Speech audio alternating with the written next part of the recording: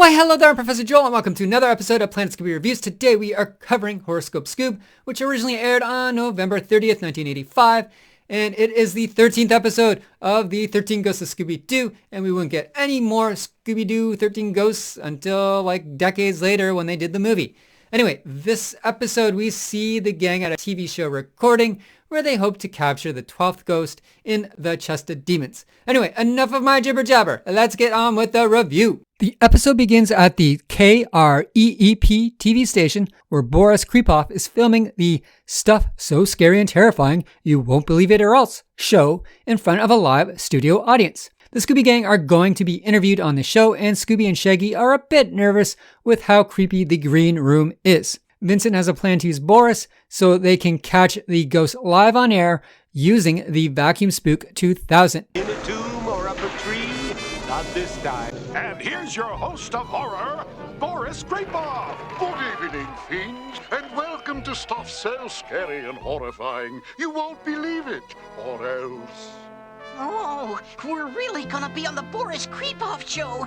Gee, I'm nervous. We need Boris's help to capture that demon that's been eluding us. Yeah, we're gonna use the vacuum spook to nab him right on the show. We meet the amazing Tallulah, a psychic who claims someone with the initials SD will face grave danger. And now it's time for a weekly visit with the amazing Tallulah.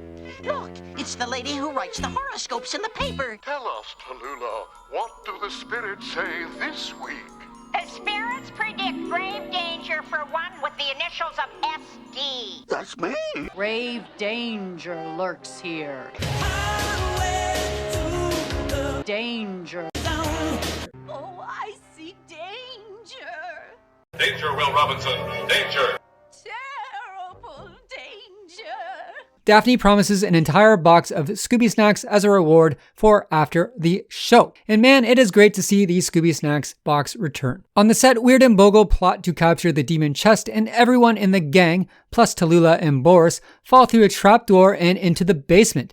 Even worse, the chest of demons has disappeared. 10 seconds, everybody. Long time no see. Yes, Boris, we have much to talk about. Welcome back. Vincent Van Ghoul and his ghost-catching friends have joined us. Vincent, tell us why you're here. Oh, the spirits are in such a tizzy. We then cut to Weird and Bogle, who are talking to the 12th ghost, Zumbula, who's angry that someone else has stolen the chest of ghouls. It was his plan to steal the chest. You bungled it. But Zimbulu, we thought you... You thought. That's your trouble. You think too much. I must have that chest. Find it before those meddling kids do, or else. Tallulah tells the gang that the chest is at a lighthouse, so everyone heads off to Lookout Point Lighthouse to find it. Oh, I feel powerful spirit vibrations surrounding this box. You must let me hold a seance to get to the bottom of this. How are you gonna find the chest, Tallulah? I'm gonna do what we in the business call a tarot card reading. They're used for soothsaying. My goodness, this is incredible. It's a lighthouse.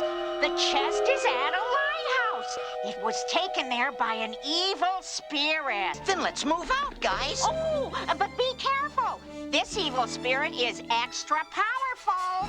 Shaggy, Scrappy, and Scooby are locked into the top of the lighthouse by Weird and Bogle. The two ghosts also attempt to push the lighthouse off its cliff. Fortunately, Flimflam and Daphne use the rubber ducky raft to save Shaggy and the two dogs. The gang confront Tallulah as they were set up at the lighthouse. Tallulah explains her house was bugged. Tallulah holds another seance who claims everyone is in grave danger, as one of the books, the Grand Tome of the Chest of Demons, was stolen. Whoever opens the chest tonight, during the winter solstice, will have all the power in the universe. I just want to know how those ghosts knew we'd be there. Yeah, Tallulah better have a pretty good explanation. Boy, am I glad you're here. Tallulah, somebody knew we were going to that lighthouse. You're telling me, right after you left, I discovered my room is bugged. When I seen this thing, I says to myself, this could be toodaloo, Tallulah. So now I'm mad. We're having us another seance. We are all in grave danger.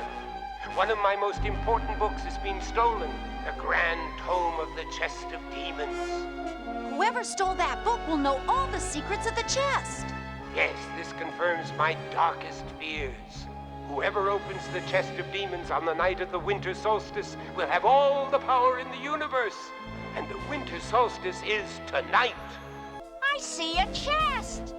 Yes, the chest of demons is at the cemetery. And I must find that chest by midnight.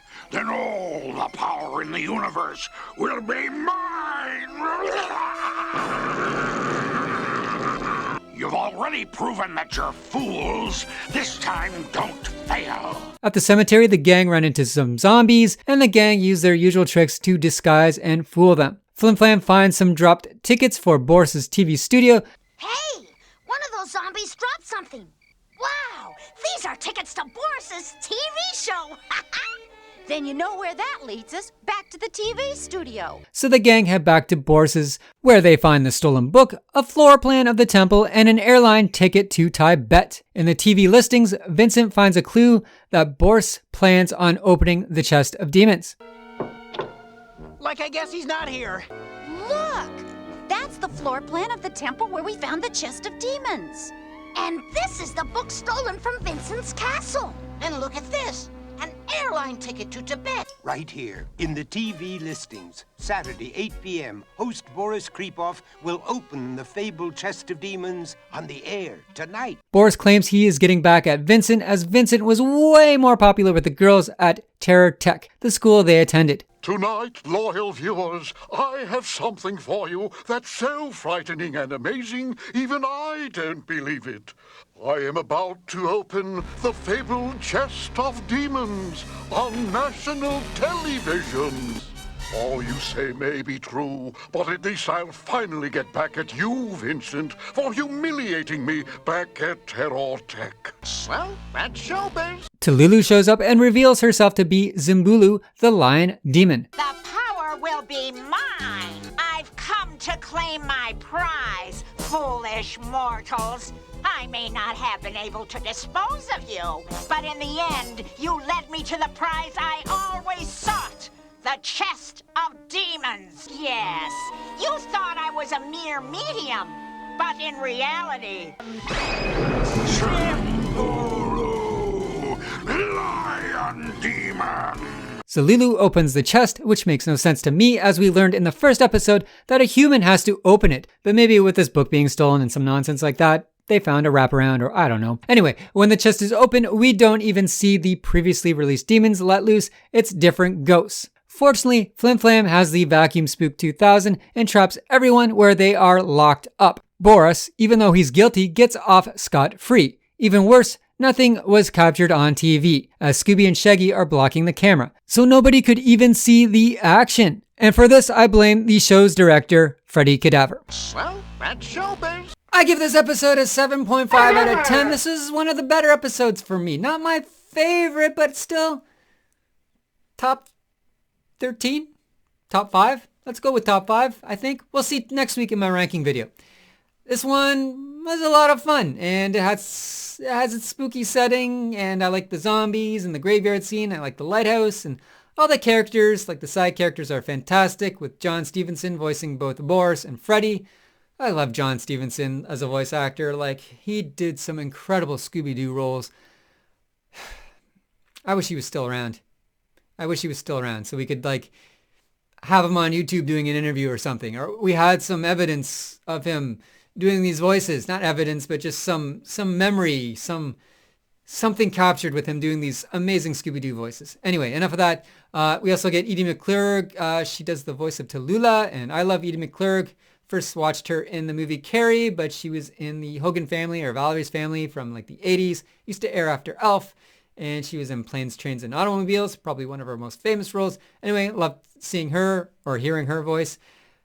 That's all I really got to say about this one. This one's just kind of 7.5 I give it, but I'd rather be watching Scooby-Doo Where Are You? Like, I don't think this is any better than any Scooby-Doo Where Are You episode, other than maybe Decoy for a Dognapper. I really don't love that episode. And the Scooby-Doo show just... completely plows the series, like in terms of like spookiness and comedy. So At least for me. For you, this might be one of your favorite series. For me, it's mid-tier. It's okay. It's not great. It's okay tier. Scooby-Doo. Anyway, like I mentioned in my past 2 videos, I'll be taking a break, I think, from Scooby-Doo. I'm filming this right now. It is May 6th, 2023. This probably won't air until December. And I hope to maybe come back in the summer of 2024 with some more Scooby-Doo reviews. I usually try and have like a few months ahead of time in case I get sick or something happens to me where I can have it like a consistent series review. That's why I'm telling you this now. Maybe I won't even take a break. Maybe by the time this rolls out, I'll be all peppy and ready to go. I doubt it though. I'm pretty burnt out with Scooby-Doo. Not just Scooby-Doo, just these episodes. Like, I have the Scrappy-Doo episodes still to review and all that. And I'm not having like night terrors thinking about it, but I just can't do it at the moment. I'm just, I guess, fatigued. Anyway, next week I'll have my ranking for 13 Ghosts of Scooby-Doo, and that'll be it for a while for me. So until then, stay spooky.